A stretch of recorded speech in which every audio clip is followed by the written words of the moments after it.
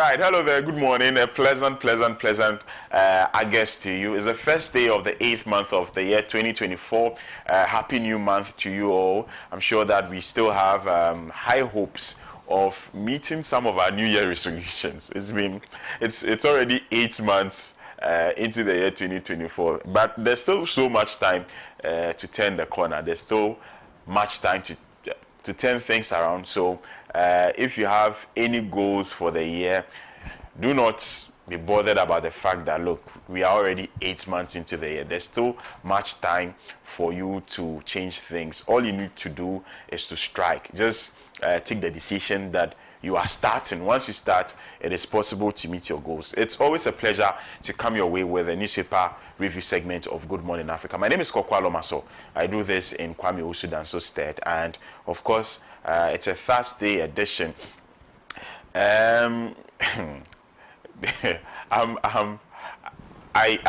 literally do not know what to say, but I'm actually looking forward to a good show. I have Councillor Apia Dankwa of the Movement for Change here with me. Hopefully, though I would say I don't have high hopes, but hopefully Comrade Chrissy Pratt Jr. will be joining us later on the show, and then Ambassador Sampiale of the National Democratic Congress. He is the president of the Pro Forum, the Professionals Forum of the NDC. I hope that he also gets to join us. But Council is here, and so we'll start the conversation. Council, good morning. Morning, bless. I trust you're fine. I'm doing good yourself. I'm very, very well, very well. The political atmosphere appears to be heating up.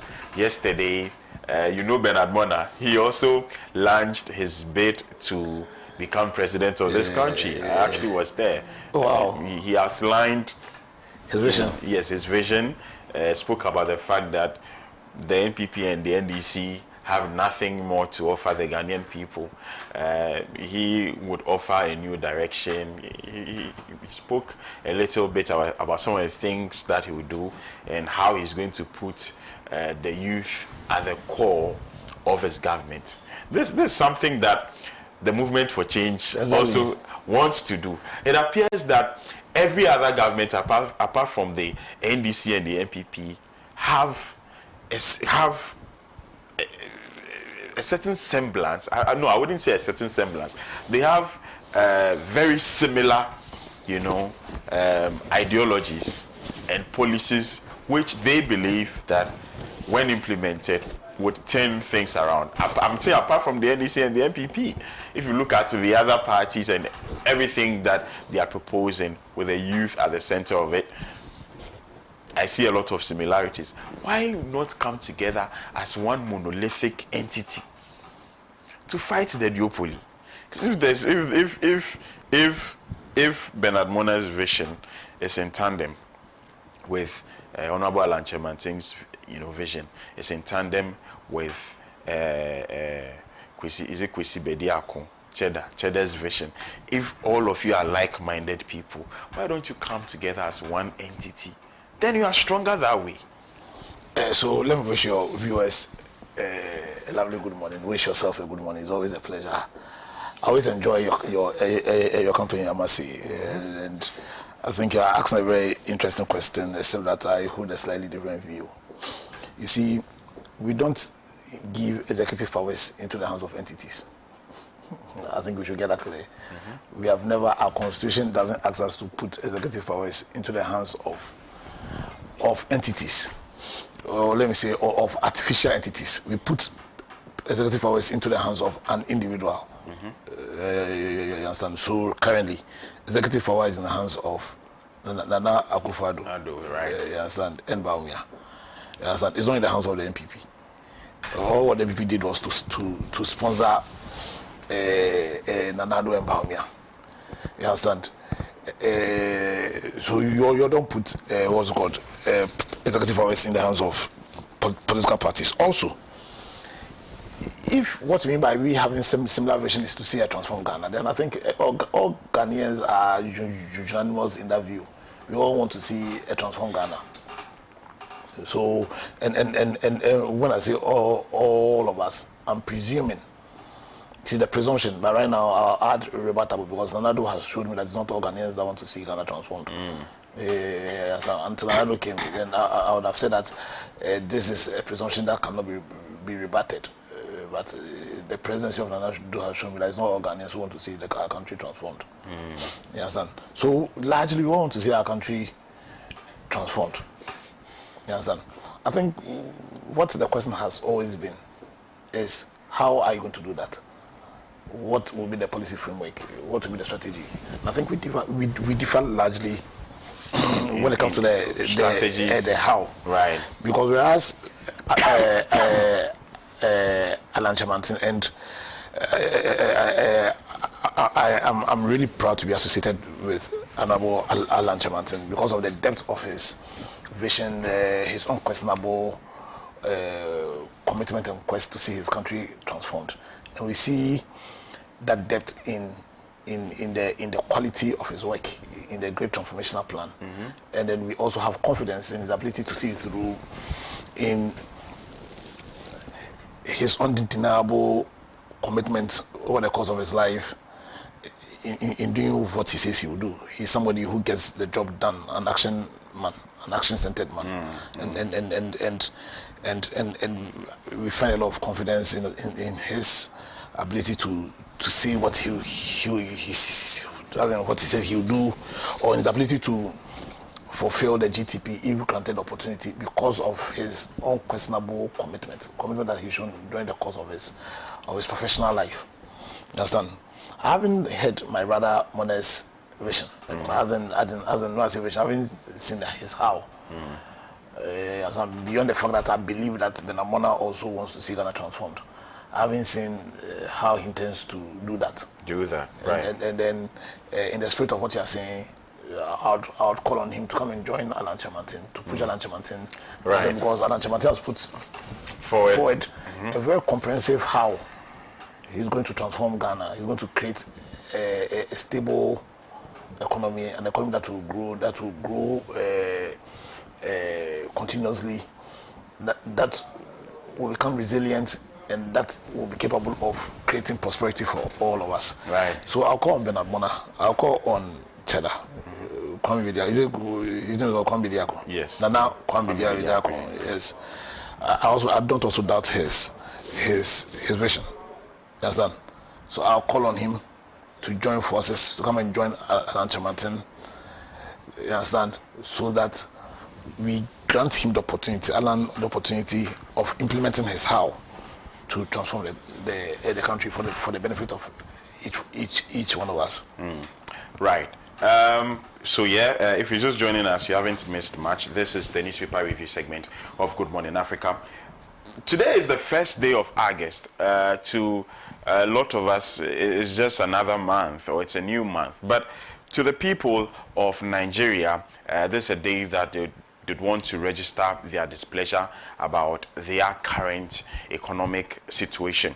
Yesterday we had a cursory look at this particular topic, but today is the D-Day. Today is the day that Nigerians would be pouring onto the street to demand better, especially when it comes to the economic situation.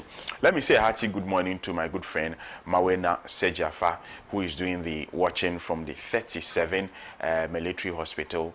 A hearty good morning to you and to your patients. Tell them that I wish them the speediest of recoveries. But let's move away from that. Let's get straight into happenings in Nigeria. We've been following keenly what's been going on there.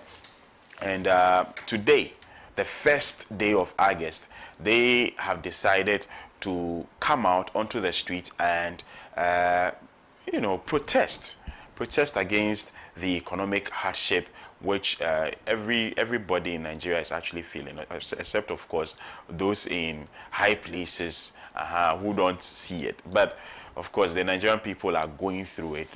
There have been, reports of looming hunger over there in Nigeria. A lot of people are unable to feed. There are very similar situations as far as Ghana and Nigeria are concerned. Interestingly, though, a few days ago, the president of Nigeria, Bola Ahmed Tinubu, he came to comment on this, the planned protest. He said that the Nigerian people should not join people who have sinister motives to come onto the street and then protest. Sinister. He used the word sinister, and I'm sure that that statement may be coming from what he himself has seen as far as Kenya is concerned, and how the Gen Zs have registered their displeasure about the governance going on there in Kenya. So Nigeria today, it's going to happen. Countries like the United Kingdom, France, and the US have warned their citizens who plan traveling to Nigeria, especially during these times, and also their citizens who are residents or domiciled in Nigeria currently. They've warned them, because if you go back into history, as recent as I think 2020 or 2021, the EndSARS protest and the excesses of the EndSARS protest. When Nigerians protest, it's really hard. They go really hard. So I'm sure that advice may be stemming from the fact that anything could happen, especially in those times. And they appear to have a security apparatus that are very high-handed in their approach. They don't care. They can just shoot into a crowd, as we saw in the EndSARS protest. Council, let me take your view on happenings in Nigeria, and particularly this planned protest, which is taking place today. So, let me wish everybody a good morning once again. Koku, we are in a very dire situation. I remember a couple of years ago, the Archbishop Duncan Williams said he foresaw a wave of protests across West Africa. Yeah. I'm sure if he were a charlatan, he would have said God told him. But Archbishop is real, so he didn't say God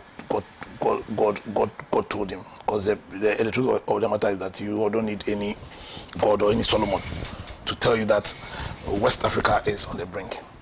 And why am I saying that we are on the brink? Now, if you cast your mind back to recent history, as in less than or just about a generation ago, West Africa collectively, largely started by Ghana, decided to put behind it is a military governorship past, and then embrace democracy.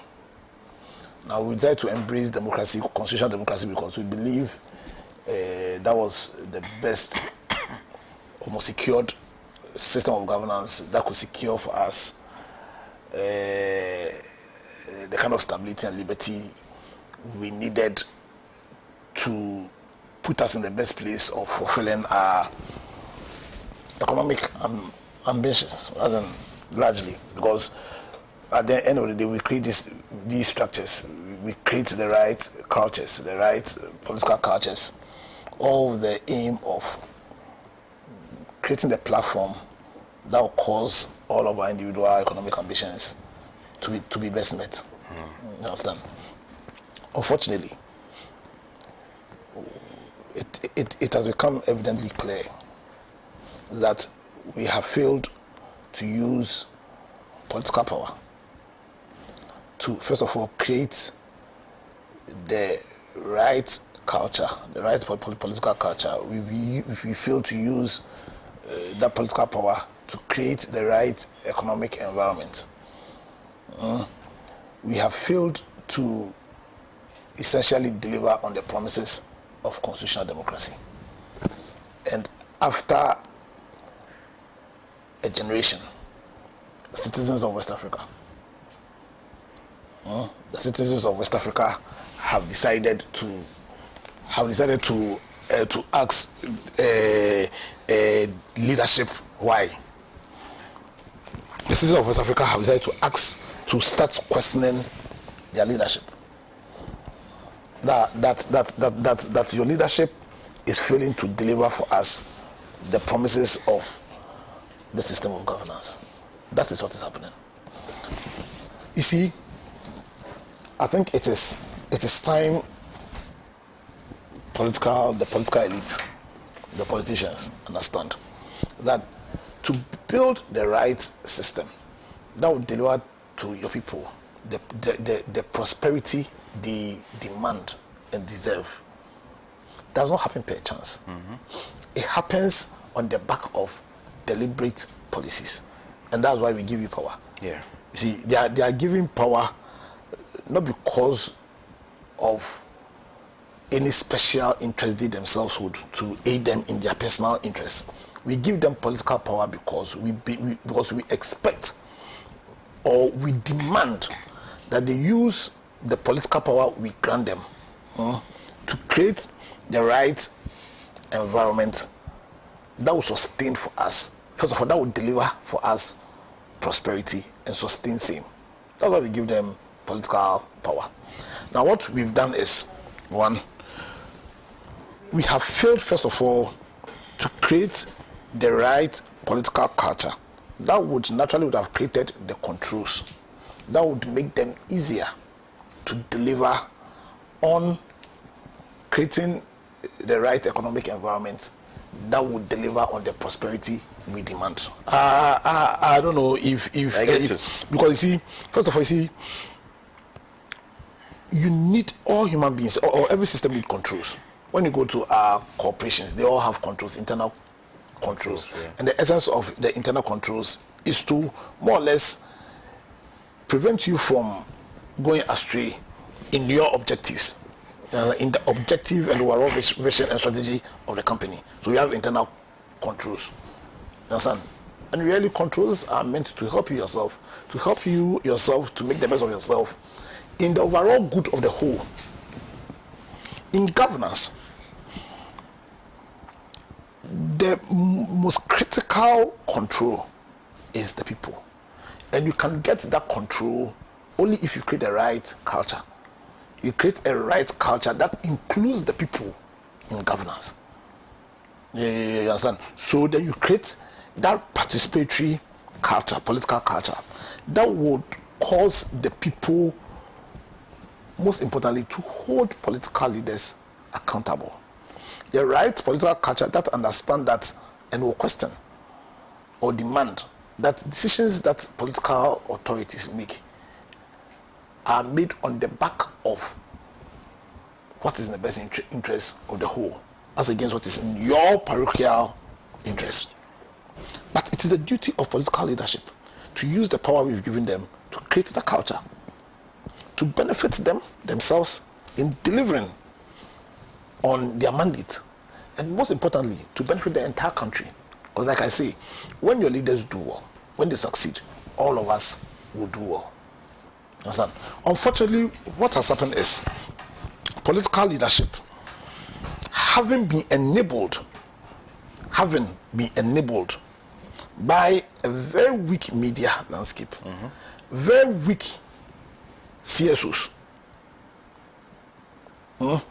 have instead created a culture that is parochial in nature. And so what has happened is that we have citizens who, one, are not informed, two, who are disinformed and misinformed. When I say disinformed, so you have instances where we are not informed because we are not educated at all. Then where political institutions, and when I say political institutions, I just don't mean government, but also, like I'm saying, the media, the CSOs have used their position of privilege to disinform and misinform the citizens. To what end?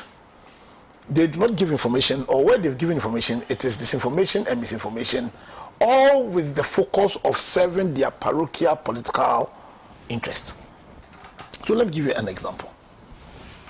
I don't know if you saw Franklin Kujo's post on 2 days ago on the West Blue judgment debt issue. I've not seen it. Okay, so Tuesday evening, Franklin Kujo writes on his Facebook wall that His Excellency Dr. Bawumia is exasperated, and in the issue of the West Blue judgment debt issue, he's not even the mate, he's not even a passenger. and that he does not know anything about that issue. Now that issue has been caused as a result of the finance minister then, Ken Ofriata and Alan John Kodo Chairman. And the question is, but GRE, does the Ministry of Trade have any control over Ghana Revenue Authority? Koku, does the Ministry of Trade, do they have any authority over Ghana Revenue Authority? No, it's not supposed to be so. It's the Ministry of Finance that has control. Yes. You understand? Yeah.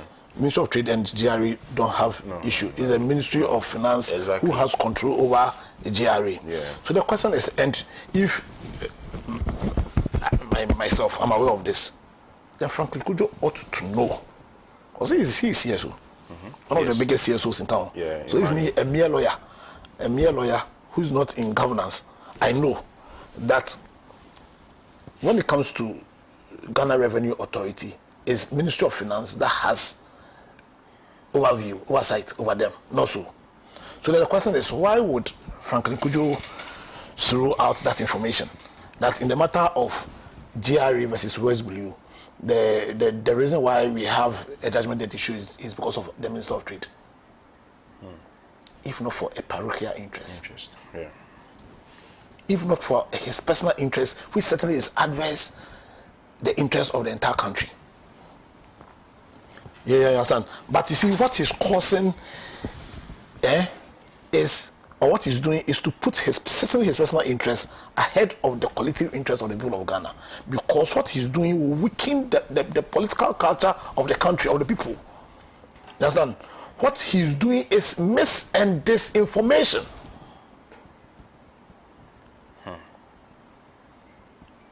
You get a picture. So we decided as a people to adopt constitutional democracy as our system of governance. But to make the system work, you need a citizenry who are well informed so that they can participate in democracy. Because I've said this time and again, especially on this platform, that when you take the simple definition of what democracy is, because democracy, as we know, per the definition Abraham Lincoln gave it in 1863, the famous Gettysburg speech. Yeah. That democracy is what? Power of the people, by the people, and for the people. You understand? So that if your democracy is just power of the people, because we go and vote, then you are not practicing democracy. Then you cannot sustain democracy. So you cannot sustain democracy if democracy does not include all the three strands of it. So it must not only be power of the people. So that democracy cannot be sustained only because we go and vote. We need to understand that. We can't sustain democracy only because we go and vote. Right. You sustain democracy when the power is also by the people, when the people participate in your democracy. And it is the duty of political institutions, government, political parties, the media, CSOs, to create that political culture that is participatory. But how can I participate in the politics of my country if I don't have information? Not just information, the right information. How can I participate in my democracy if I'm misinformed? How can I make the right decisions if I'm disinformed? You understand? But we failed. And we are failing when the people who ought to know better. We will fail when CSOs, who are placed in a special position which require a sense of fiduciary on their part, when they deliberately misinform and disinform the citizenry, they will have a system where our culture will be more parochial, or be parochial as against participatory. We'll have a culture where people's interest is, or people's view is limited to what is in their interest as against what is in our collective interest. Right. And if there's anything history has taught us, by just glancing at Somalia, the warlord culture in Somalia, That's what can befall a country where your political culture is parochial as against participatory. If the reasons why you do things as a politician or as a political party is not because of what is in the interest of the country, but is because of what is in your parochial interest. If you would disinform people because you think you can get local fuel for some place, then you are weakening the political culture. And what a weak political culture does is that it affords a democracy a weak structure on which it stands, because immediately you take away the ability of the citizens, of the people, to hold accountable political leadership, then you do not have a democracy that can be sustained. Because then you have a system where, because they are not being held accountable, they are going to use the powers that we've bequeathed them, what that we've given them, to pursue agendas which is more parochial as against national.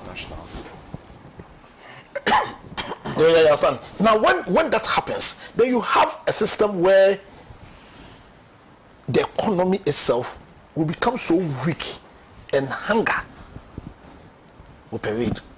You understand? And hunger will be so rampant that the kind of chaos that the system of governance was created to prevent. Also, we should recall that democracy or constitutional democracy, per the philosophers, John Locke, is a system of governance which is premised on what they call social contract. A view that man in his natural state, all of us in a natural state, or life in its natural state, is very brutal, brutish, and short. Because bless, if you have food, I don't have food, you're going to struggle and you have food. I don't have food. I think I'm stronger than I can beat you. I'll beat you up and take your food. Yeah.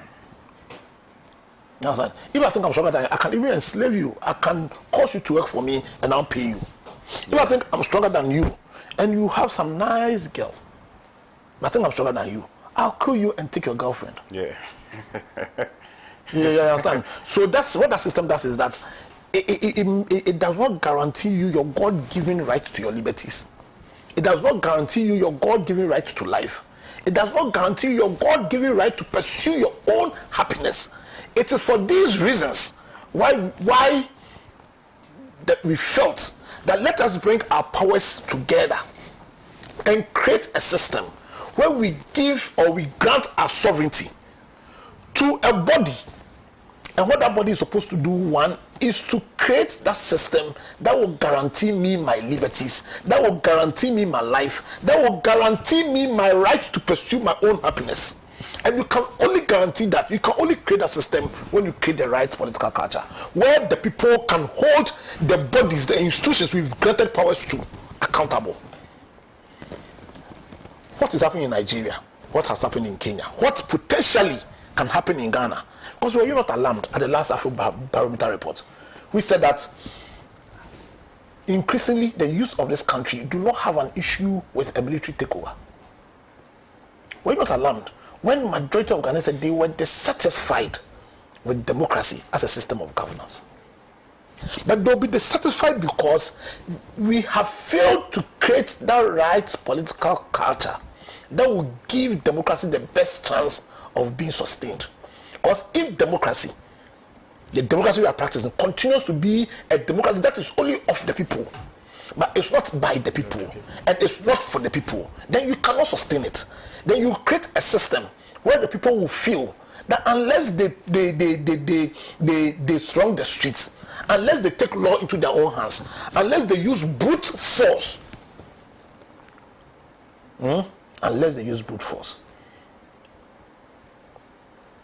then they cannot pursue their individual happiness.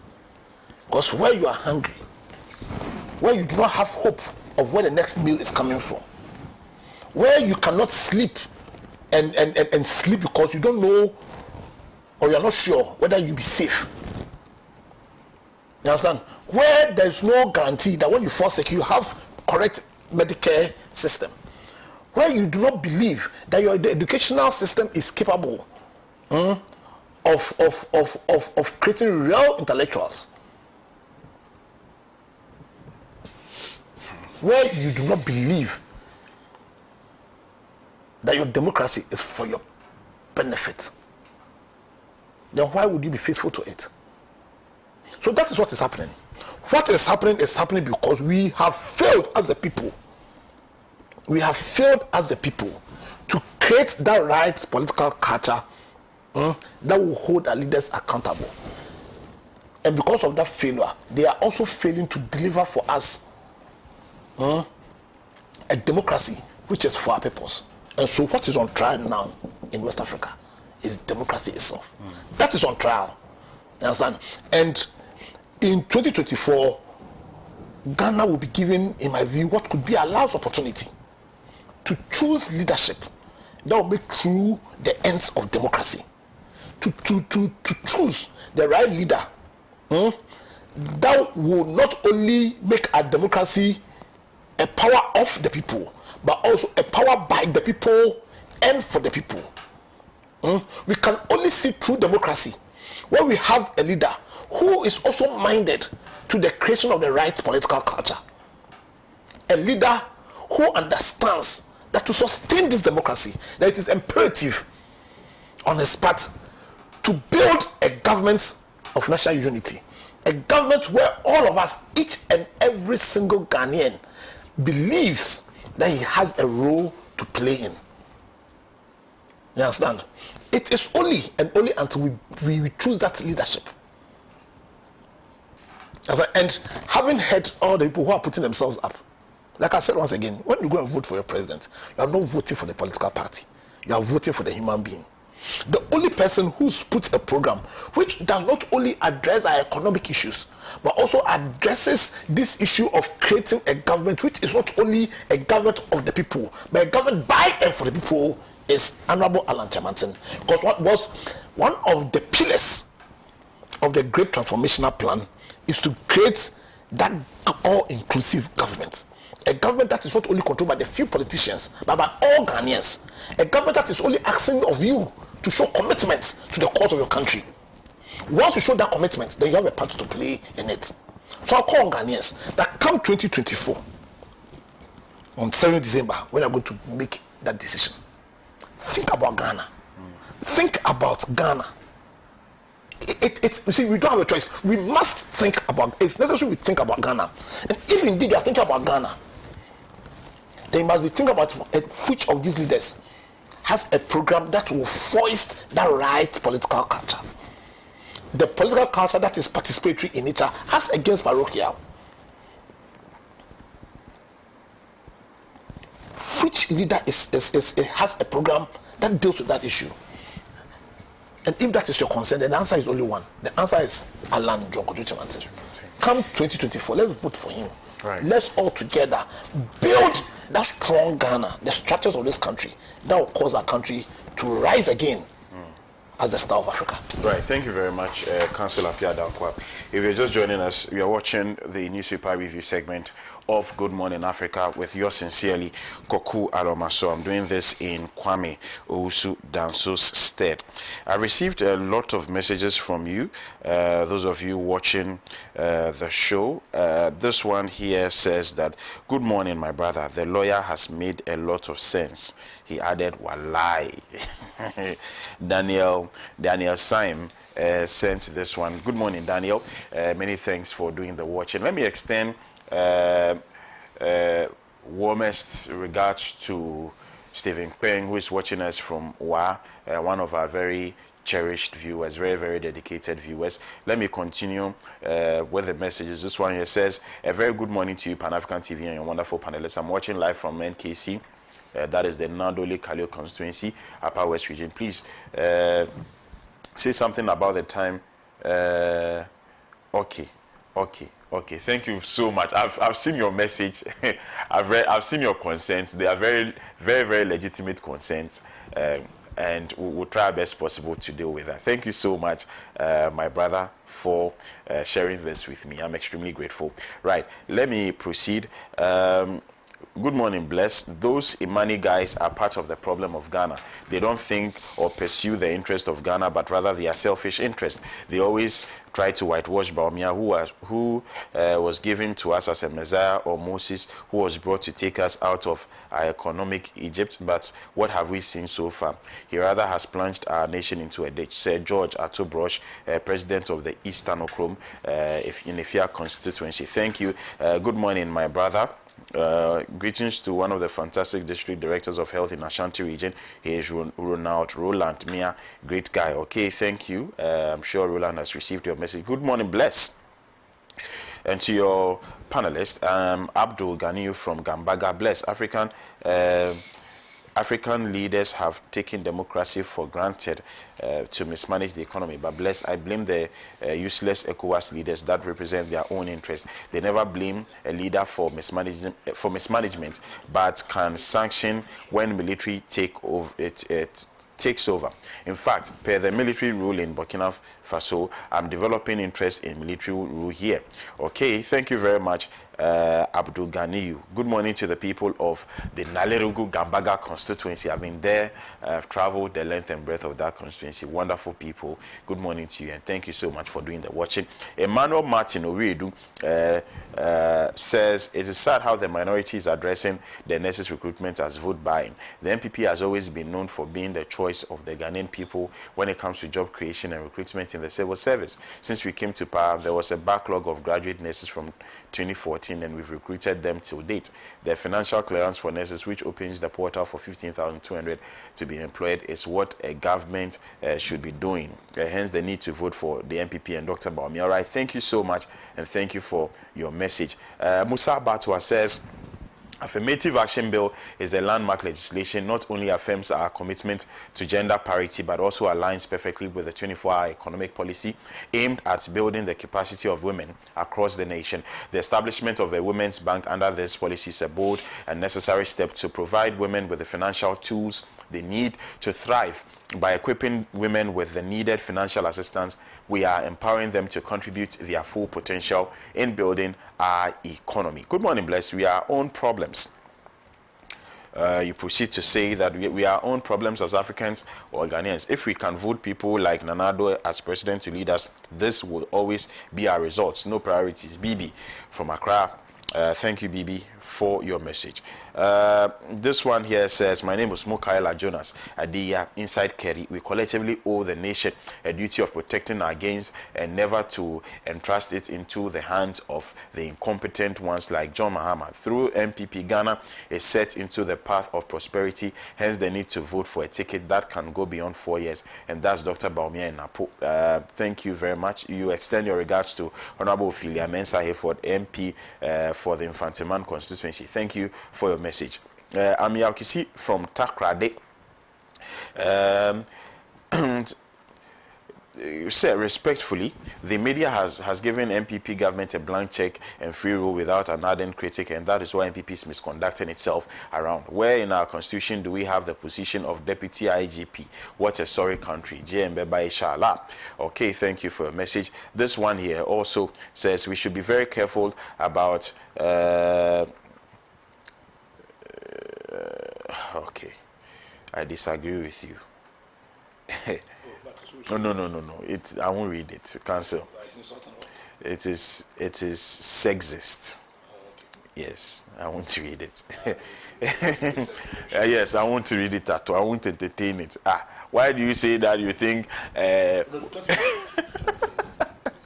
Right. So let's proceed to our next topic for conversation. But let me read this final message from my good friend Eben, who has been watching us from Prestia. Hello, Bless and Lawyer. Since Lawyer also sides with the Progressive Forces objectives, we give him and ARC a proposal to peruse.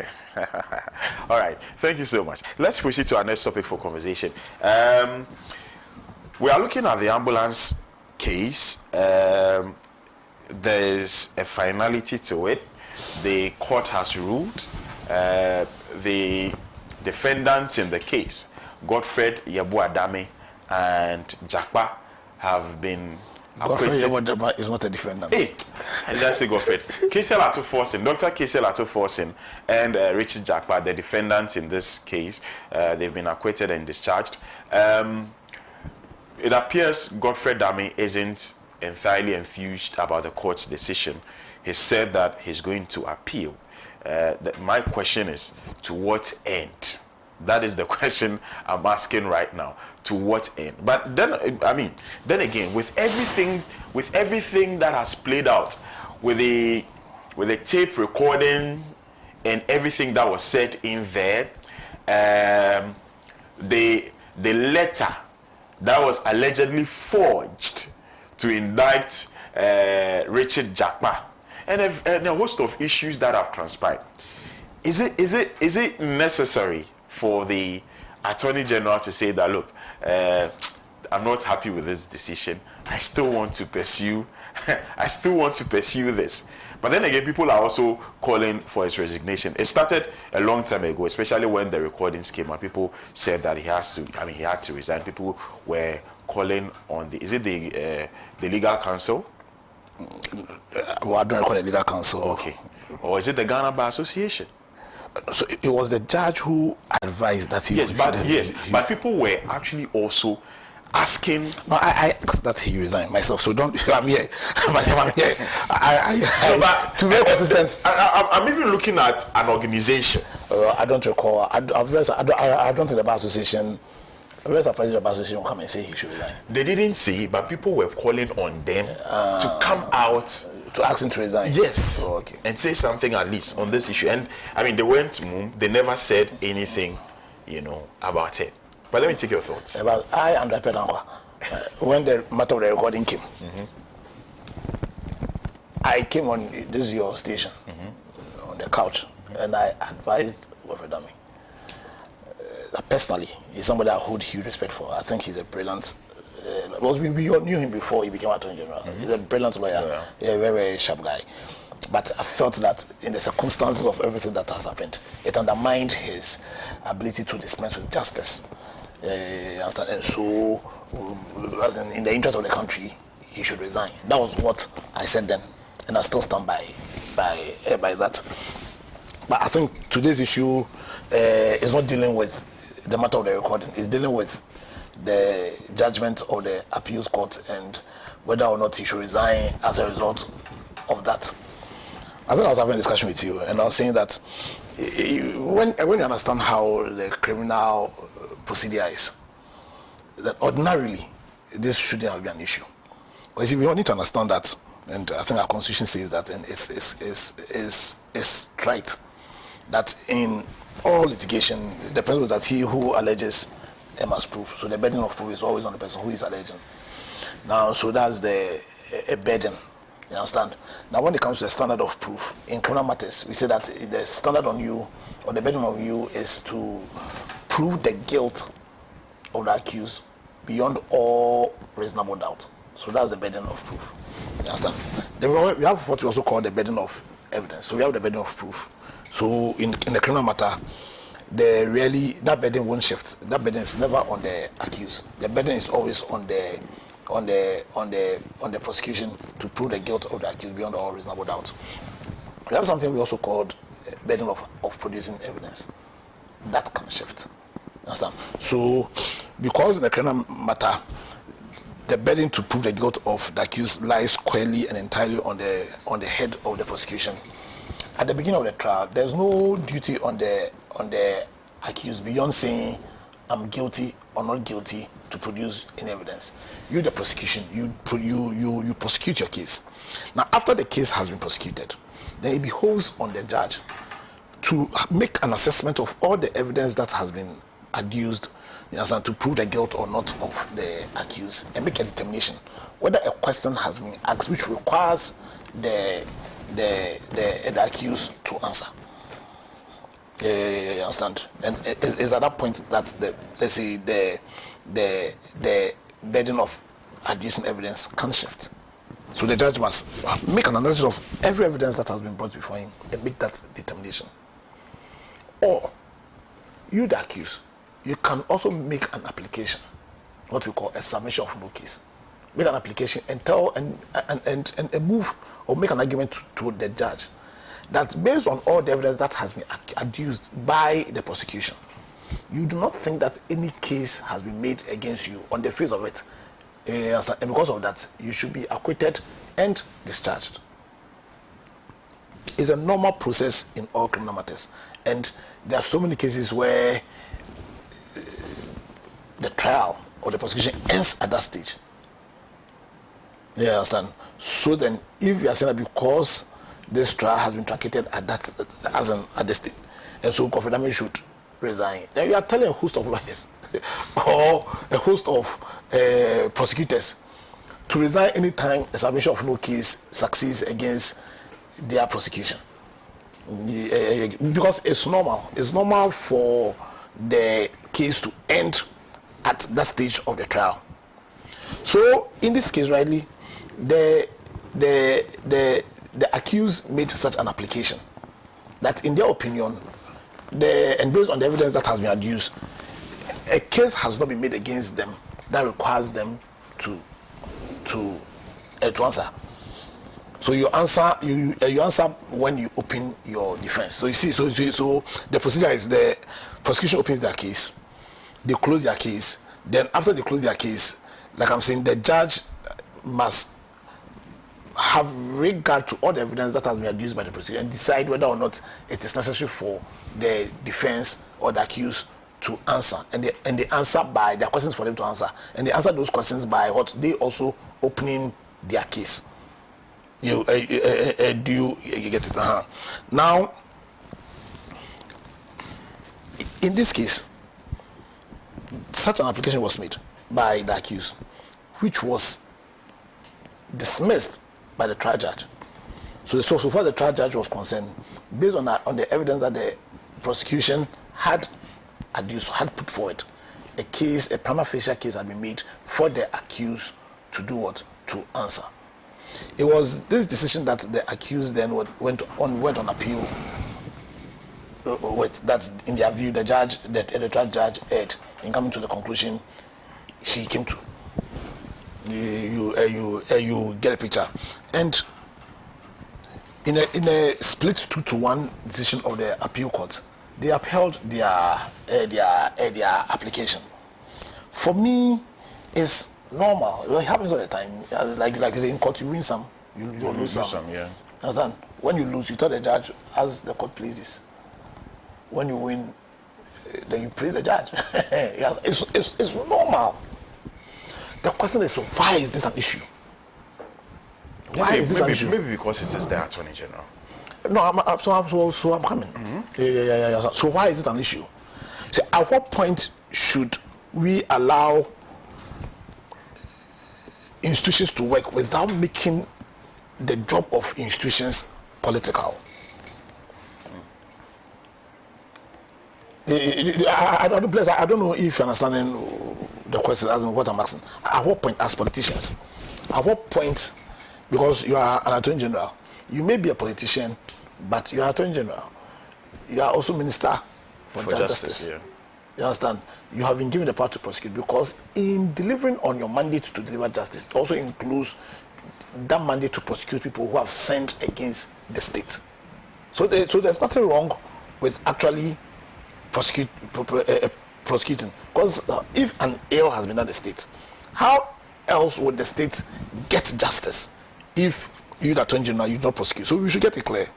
But at what point does prosecution cease to be prosecution and becomes persecution?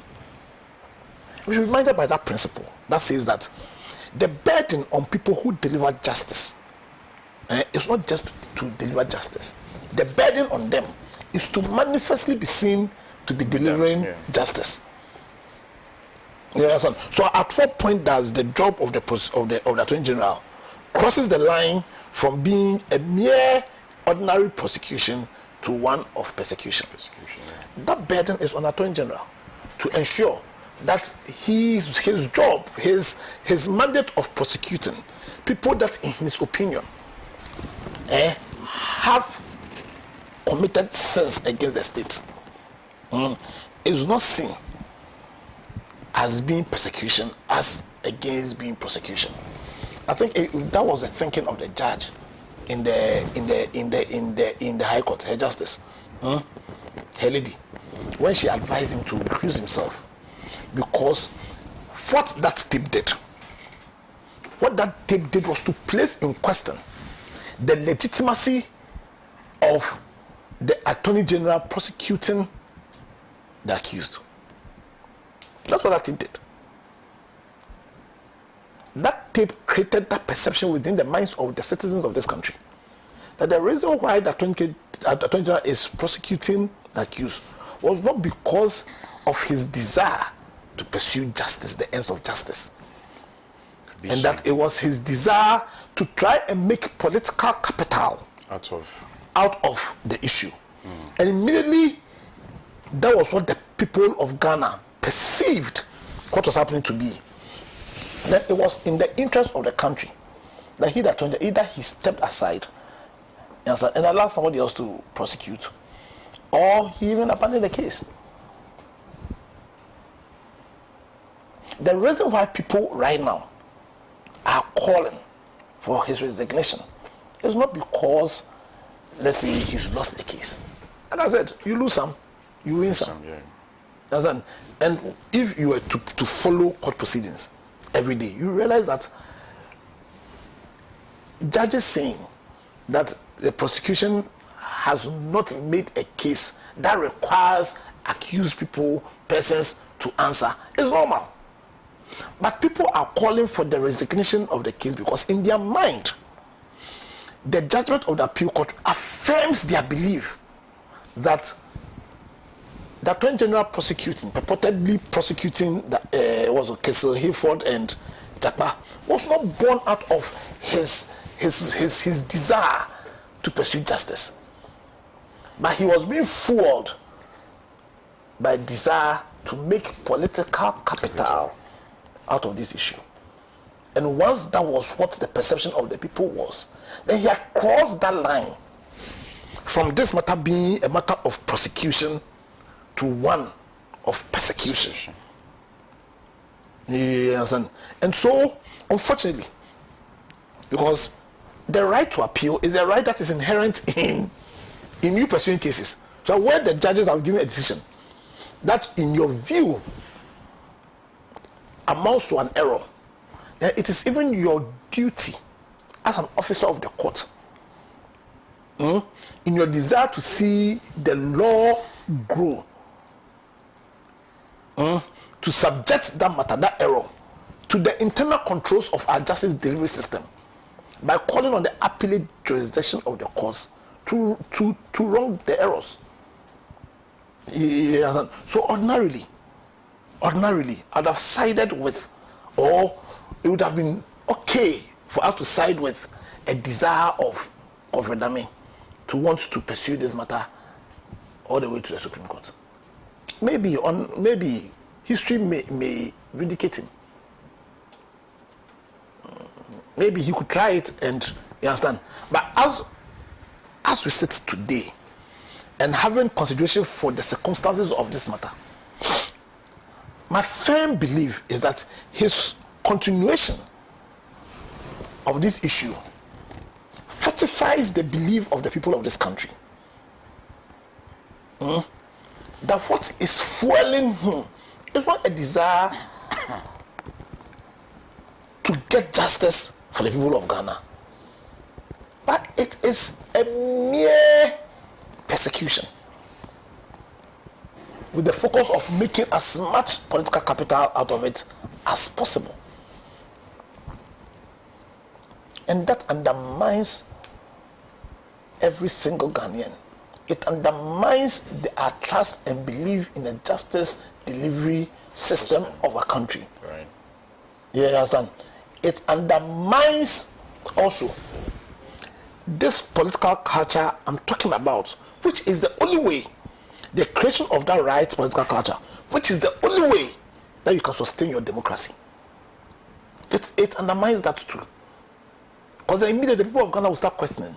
So these people that we are placing our powers, or we are giving our powers to, instead of using those powers to protect our interests, they are using the powers to push their parochial political agendas. Immediately people start having that view. Then you start losing the fidelity the people have towards the ability of the system to deliver on its promises. And that weakens our ability to sustain democracy. So for me, if you listen to me, I advise him that his continuation of this, he must have regard to that, because he's not just an attorney general; he's also a minister for justice. Yeah. He must look at the overall purpose of government and make a decision whether it will be in the interest of the system to pursue this case. He must make that consideration. And by God, I hope he makes the right decision. That's what I have to say. Right. I'll proceed to do some more messages, but I've just been told that we're trying to get videos from Nigeria with regards to today's protest. I hear it's already happening, but then they said they've tampered. It appears the internet in Nigeria has been tampered with, so that the demonstration does not travel far. Especially when it comes to the internet. Yeah. So I'll read some messages. Good morning, Pan Africa TV. Are we sure there is no chop on this district road improvement equipment?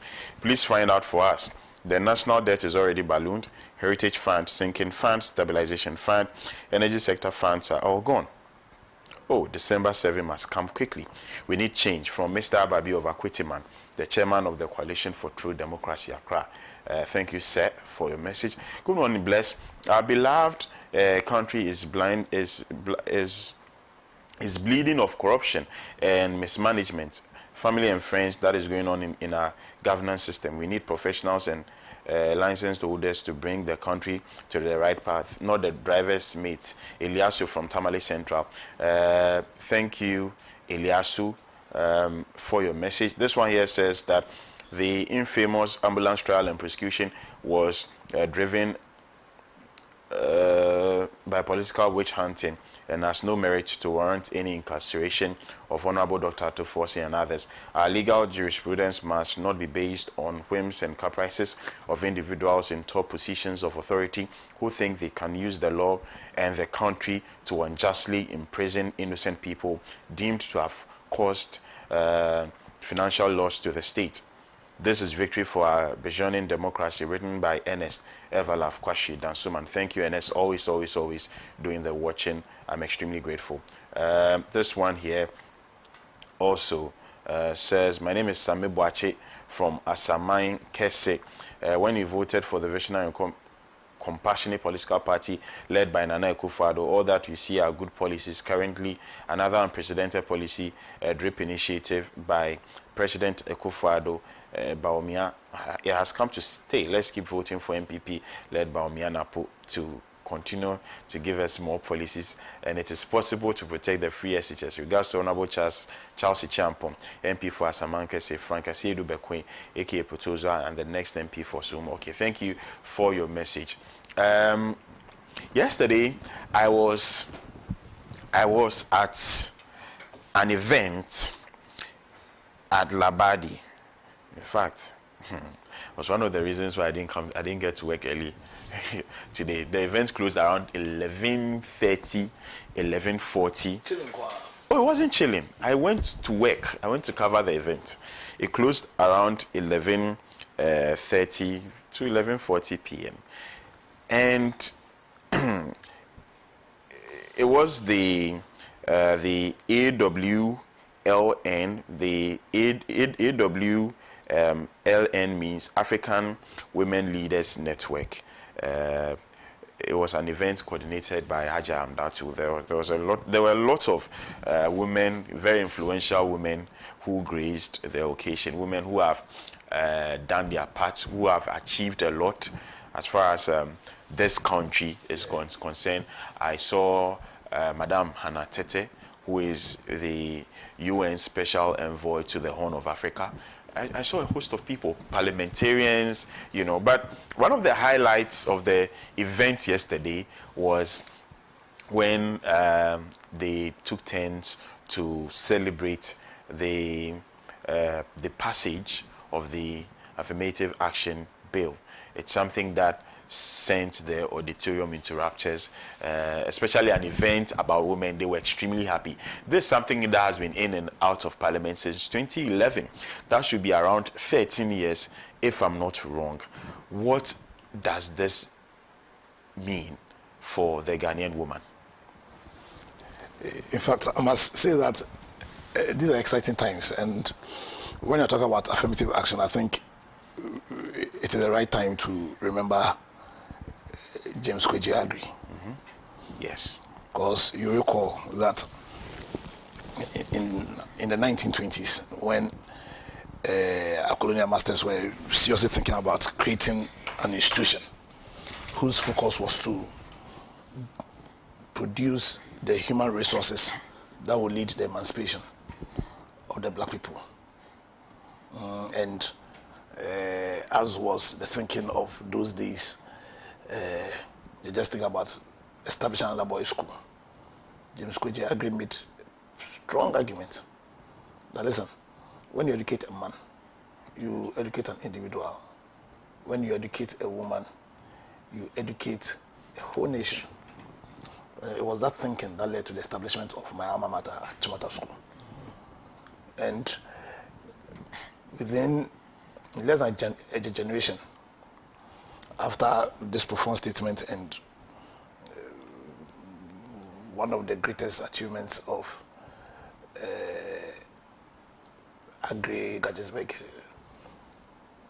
this institution they established with the thinking of including women, gender in its education, in their desire to grant the black people education. They had produced the first High Court judge for the entire Commonwealth. The entire Commonwealth, talking about Great Britain, talking about Australia, New Zealand, Canada. The first woman High Court judge was a Ghanaian, product of Achimota School, Anijiage. Less than a generation that produced two of the first three medical doctors in West Africa. Susan Ofrata, the auntie to Nanado's auntie, Susan Ofrata and one clerk, in less than a generation. So, on a day when we celebrate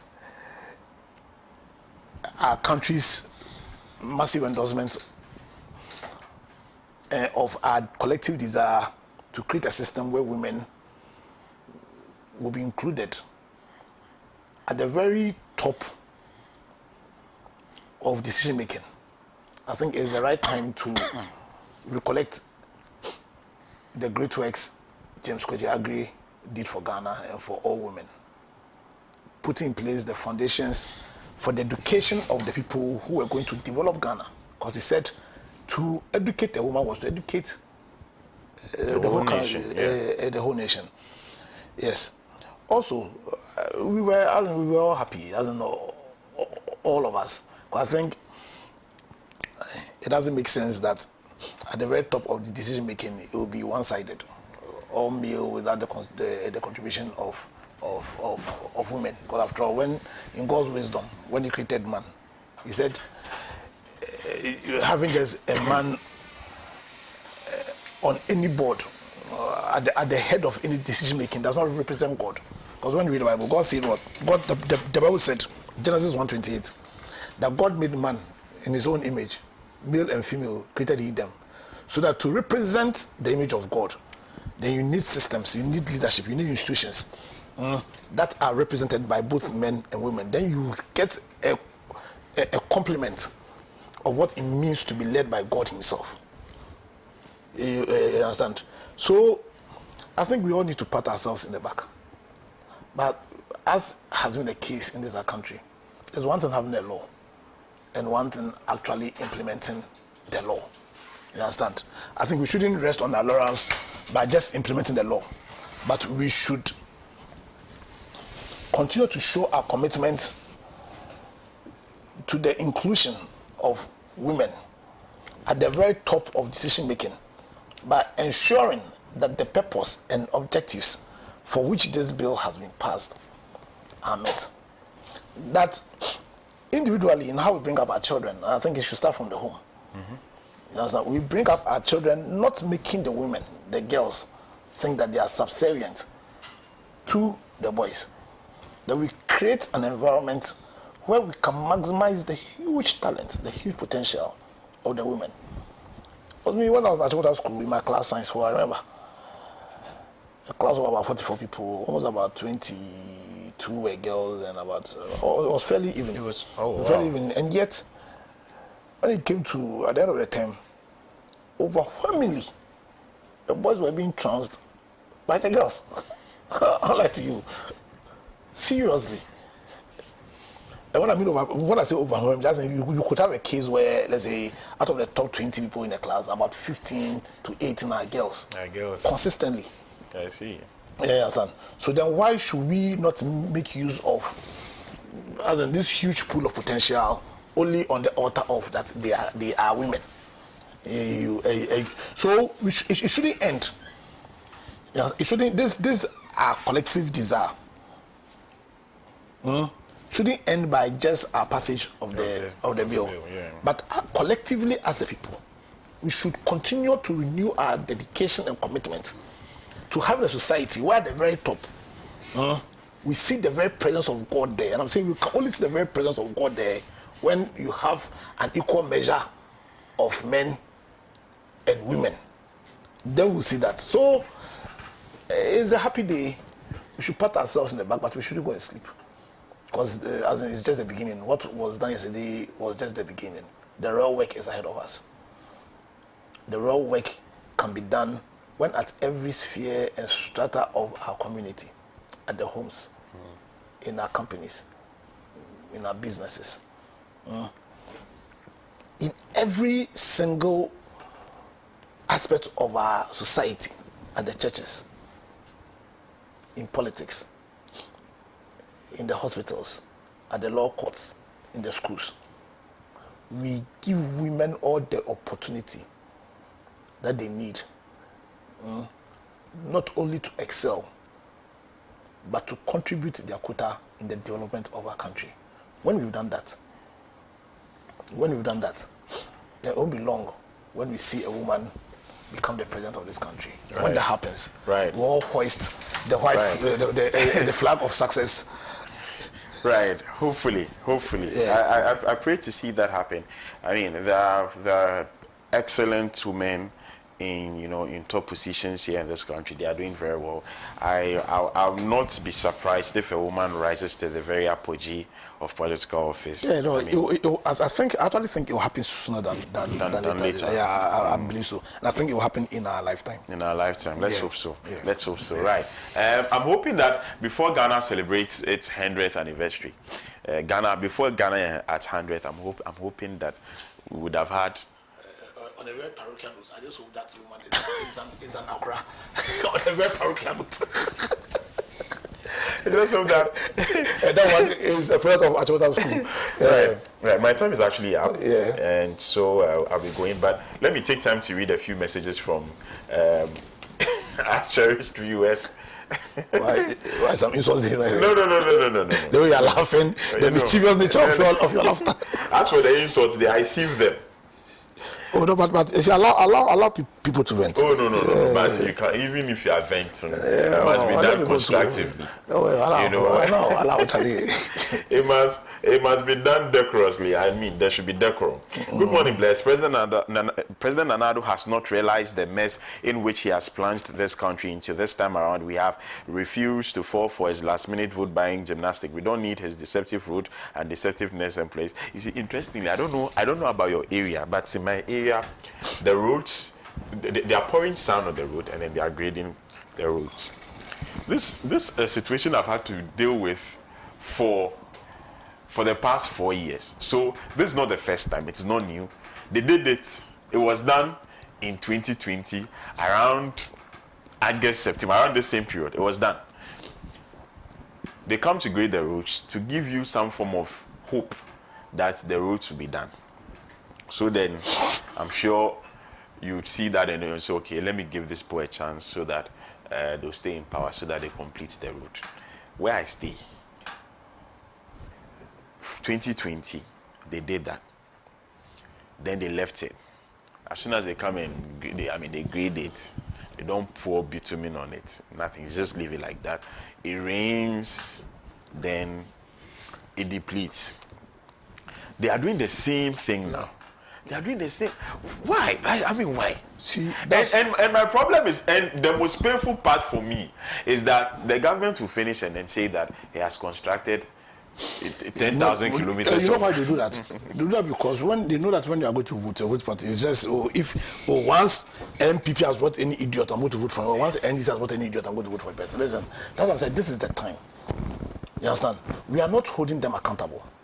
Right now, we have a candidate. See, it's not only Mama and Bamia who are options.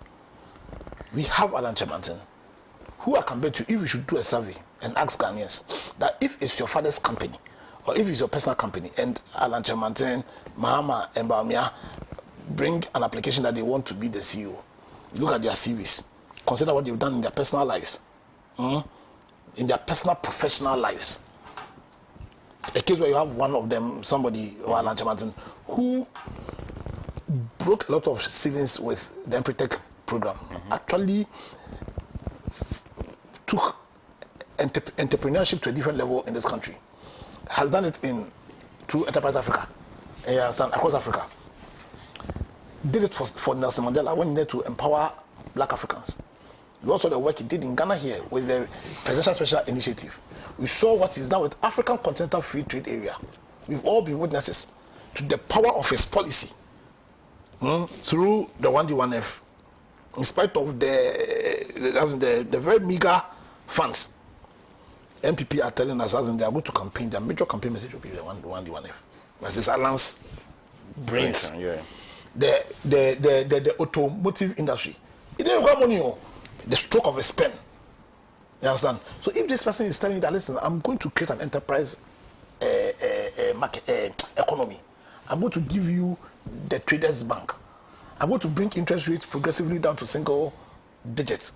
I'm going to give real support to the SMEs, all with the vision of creating one that's stable, growing, resilient, an economy that will give you prosperity. Against Dr. Mahmoud Bawumia, who says that if you can do all the propaganda in the world, if the exchange rate is if the fundamentals are weak, the exchange rate will expose you. And he shows gross disrespect to Ghanaians, massive disrespect to the intellect of the Ghanaian by telling us that you may recall that I told you that if the fundamentals are weak, the exchange rate will expose you. But it is warp logic. Yeah, he said it was true then and it is true now. But it is warp logic. Yes. To jump to the conclusion that exactly this same Bawumia who says, "Oh, your fuel issues, I'm going to use gold for oil to solve them." And how much do you buy your fuel? No policy, no. That was an opportunity for him to exhibit wisdom. Have you seen the gold for oil policy paper? Right now, how much do you buy your fuel? You understand? Yeah. Under his watch, the economy has no credibility. And His Excellency John Mahama, who certainly is better than Bawumia, but cannot be compared to Alan. You understand? Because when he was the repository of our fiscal and monetary policy, at the end of the day, he took our economy collapsed. We went to the IMF. We couldn't afford to buy. You understand? So, for me, I think on 7 December, we should be asking very critical questions, and we should take it very personal. If Ghana were to be your father's company, and you have these applications, which of them are you going to vote for? I think when you ask that question, the only logical answer you can come to is to place Ghana into the able hands of Alan John Kojo Chemantin to see to the transformation of our country. Right. Thank you very much, Councillor Apia Dankwa. This is where we draw curtains on today's edition of the show. My name is ALORMASOR. It has been a one-on-one conversation. Unfortunately, Comrade Kwesi Pratt Jr. and Ambassador Sampiale were unable to join us, but it's been a very insightful conversation, very, very educative conversation here with Councillor Apia Dankwa on the show. Council, thank you so much. Thank you so much. Our viewers actually enjoyed every bit of it. I want to thank you too for doing the watching. Tomorrow is a Friday. Hopefully, I'm not too positive that Bernard Mona will come here tomorrow, especially when he has now put himself in the shoes of presidency. With those ambitions. I doubt that. But the member of parliament for the Sagnarigo constituency, Alhaji ABF Husseini, will be here. And also, I'm going to make sure I bring somebody from the Movement for Change and the New Patriotic Party. I can promise you that tomorrow on the show. Do have a pleasant day. I'll catch you tomorrow. Bye-bye.